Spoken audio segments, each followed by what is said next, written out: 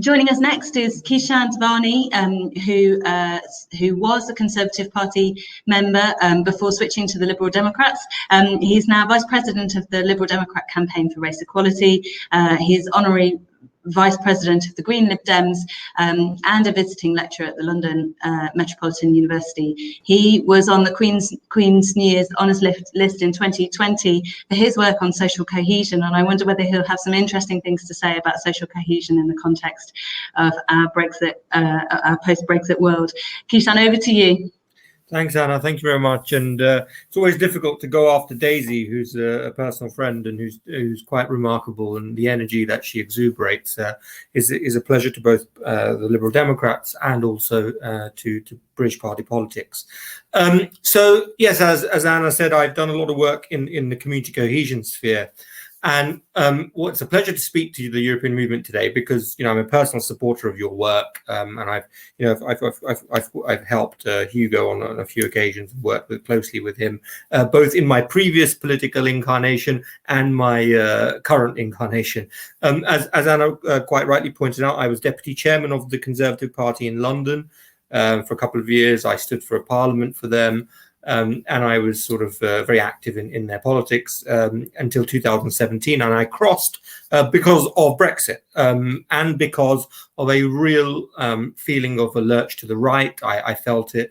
I saw it happening, and I almost predicted, the various crossings that were happening thereafter. The likes of Chuka, the likes of Dr. Philip Lee, etc., and Sarah Wollaston. I preempted that, and I knew this was the direction and the trajectory of this government and of the Conservative Party. So I think what Daisy was talking about a moment ago was really important, and we need to really home in on that. But actually, the only way we can get out of this mess is if we remove this government, this shambolic government. And I think for that, we need to unite. Political parties need to unite. And what Femi was talking about earlier was also very key. We all need to unite on the basic human tenets of decency, of what we want to see in our country, of tolerance. Of I'm the son of refugees that came here, in the 1970s as Ugandan Asian refugees. Many of you might remember the Idi Amin issue in Uganda led to the Asian exodus to the UK, and I'm a son of that. I'm a product of that, like some other people in government at the moment.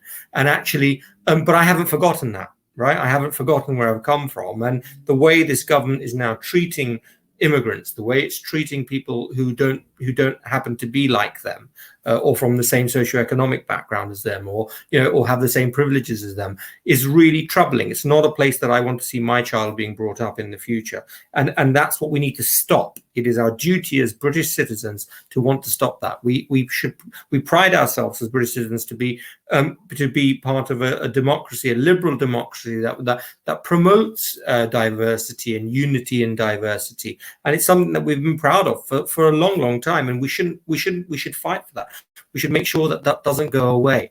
And I think, back to the European movement and the work that you're doing and the whole Remain Leave argument, I think a lot of the speakers prior to me were talking about, don't rub it into people's face that I told you so. I think that's very, very important. We mustn't do that. As passionate Europeans, as passionate internationalists, as passionate globalists, we should not do that.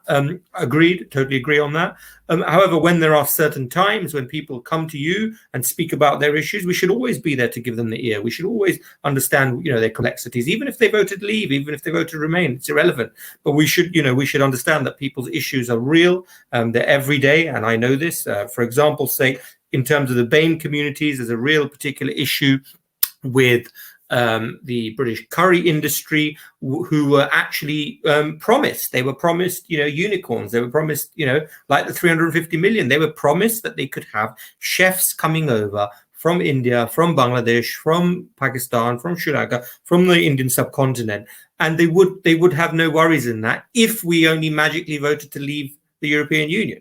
These are promises by, unfortunately, and I hate to say this, but people who are in government currently. They promise this, and I know people who are deeply hurt by this, but they feel lied to. They feel that this is completely and utterly morally defunct. And I think, you know, we've got a real issue amongst certain BEM communities that if we reach out, if we engage with BEM communities, if we talk to them, if we go to their temples, their mosques, their churches, their various congregation community centers, and we can actually do, you know, we can make a difference. And that's not just for the European movement, but that's all political parties. To engage with BEM communities is key.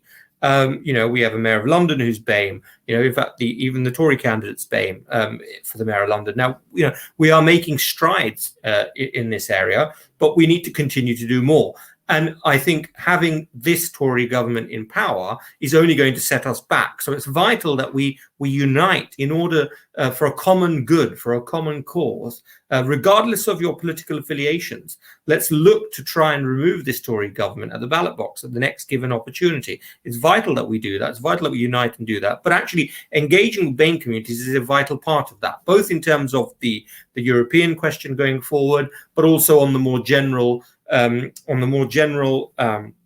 aspect of political engagement, and, you know, engaging with potential BEM candidates, potential BEM members of a political party, or just even getting involved. And I do a lot of, you know, interaction with people, you know, sort of younger people on this within the BEM communities, to talk about just getting involved in your in your community, in your local communities, whether that's through charity work, whether that's through local community work. Doesn't necessarily have to be political either.